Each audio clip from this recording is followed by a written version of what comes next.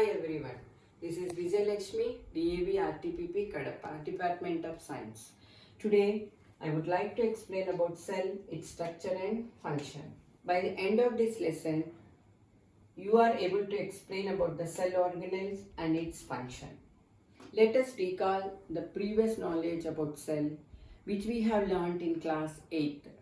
In class 8th, we have studied about the various parts present in the cell, shape of the cell and size of the cell. The parts that you have learned in class 8 is nucleus, cytoplasm, mitochondria, etc. Coming to the shape of the cells differ from cell to cell. All the cells are not similar in shape and structure. Some cells are oval in shape, some are spherical in shape, elongated, spindle shape, etc. Coming to the size of the cells vary from cell to cell. Some of the cells measure microns and some of the cells measures in centimeters. When we go for the bacterial cell measure in microns, whereas the ostrich cell, the largest cell, measure in centimeters. Now coming to the classification of cell. We have learnt even the classification of cells in class 8. Based on the number of cells, cells are divided into two types, unicellular and multicellular. Unicellular means the organisms which are made up of only one cell. For example, amoeba, euglena, paramecium. All these organisms are made up of single cell, and the single cell itself functions all the metabolic activities of the cell. Now coming to the multicellular organisms may have majority of cells which may be trillions, billions, from thousands to trillions and billions of cells. Such organisms we call them as multicellular organism. Now let us discuss how can we study a cell, studying of cell. To study a cell, we need a special device called microscope, because all the cells are not visible to our naked eye. To study about the cell, we definitely need a microscope. There are three types of microscope: simple, compound and electron. Simple, with the help of all the earlierly, scientists use the simple microscope. All the scientists prepare their own microscope which can magnify the thing 200 times. And coming to the compound microscope, we use compound microscope in the laboratory. Simple microscope, we cannot observe, just we can see the outline of a cell, Whereas coming to the compound microscope, we can observe some internal organs like nucleus, cell membrane, like that. But to study the detail of mitochondria, endoplasmic reticulum, Golgi apparatus, all such things, we need a very powerful microscope called electron microscope, which can magnify the things 2 lakhs times bigger. Now let us discuss about a typical cell. A typical cell. What is meant by a typical cell?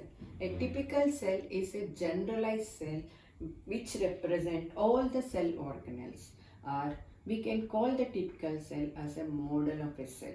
Model of a cell.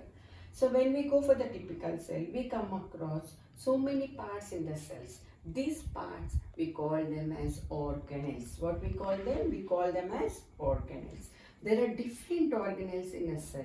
The major organelles like mitochondria, endoplasmic reticulum, nucleus, cell membrane, cell wall, etc. This is the model of a typical cell. Now coming to the plant cell. Plant cell contains cell wall, cell membrane, nucleus and plastids.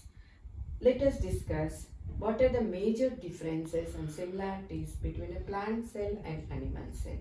First, let us discuss about a plant cell. First, we go about a cell wall. Cell wall, a thick cell wall is present in plant cell and cell wall is absent in animal cell. Now coming to the nucleus. Nucleus is present in animal cell, whereas it is also present in plant cell. Now mitochondria is present in animal cell and mitochondria too is present in plant cell. Endoplasmic reticulum is present in plant cell and it is also seen in animal cell. And when you go to the plant cell, we come across a large vacuole, and these vacuoles are absent in plant cell but seen in few lower animals like amoeba, paramecium, etc. And coming to the plastids, plastids are seen only in plant cell but absent in animal cell. Now let us go back to the cell organelles. The first and foremost important, we discuss about cell membrane. Every cell is covered or enclosed with a membrane. This membrane is called cell membrane, and this cell membrane is very thin and flexible, made up of proteins and lipids. Now coming to the function of the cell membrane will give shape to the cell, and cell membrane packs all the internal organs. If the cell membrane is not present, all the internal organs may ooze out, including cytoplasm. And not only that, the cell membrane is selectively permeable. What is meant by selectively permeable? Selectively permeable means it allows only certain substances to pass through in or out.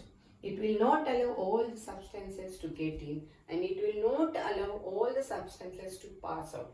Such membrane is called selectively permeable membrane. This cell membrane is a selectively permeable membrane, so that it maintains the ionic balance inside the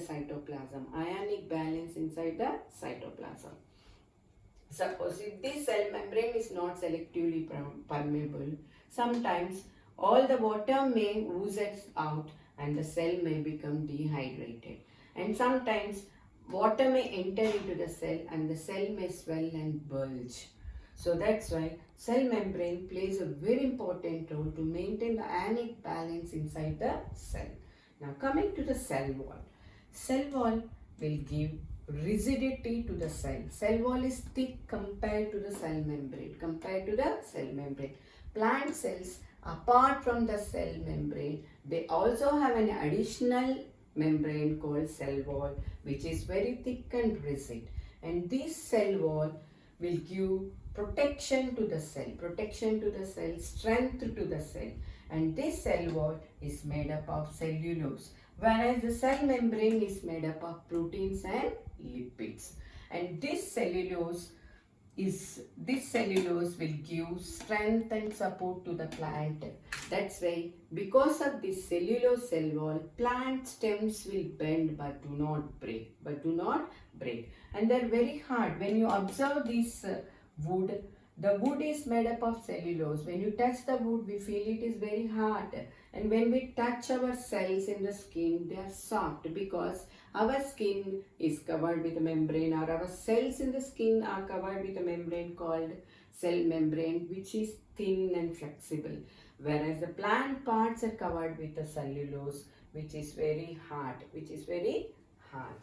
Now coming to the next important internal organ, very important organ called nucleus.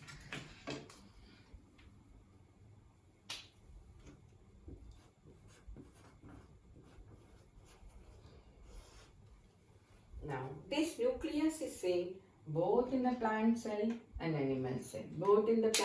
I already explained that a typical cell consists of all the cell organelles, but all the cell need not to have all the cell organelles. For example, when you take the cells in salivary glands cells contain more number of Golgi complex, because salivary glands are the main function to secrete saliva.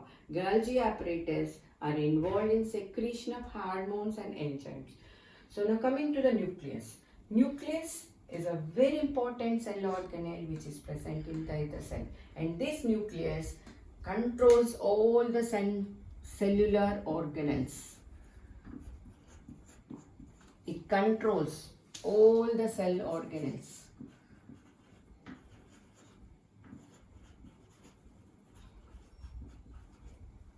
So it is called as control room. Nucleus is called as control room. Not only that, nucleus contains genetic material.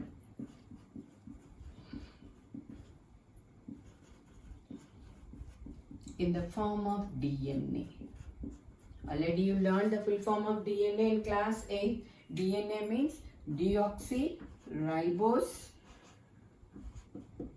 nucleic acid.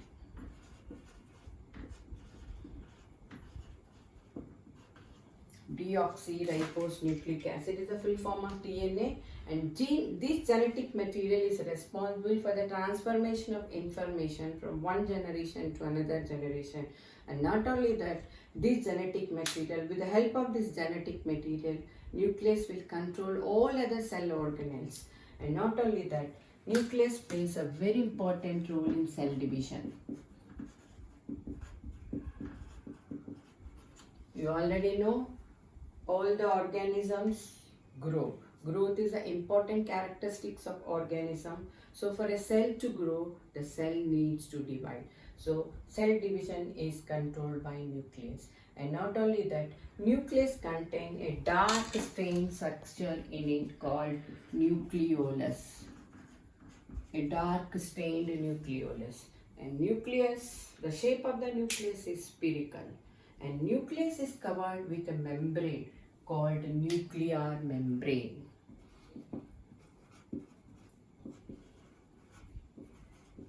Nucleus is covered with enclosed with a membrane called nuclear membrane, and nucleus contain a fluid called nucleoplasm and a dark staining substance called nucleolus. Okay children, tomorrow let us join in part 2, the cell, its structure and function. Thank you.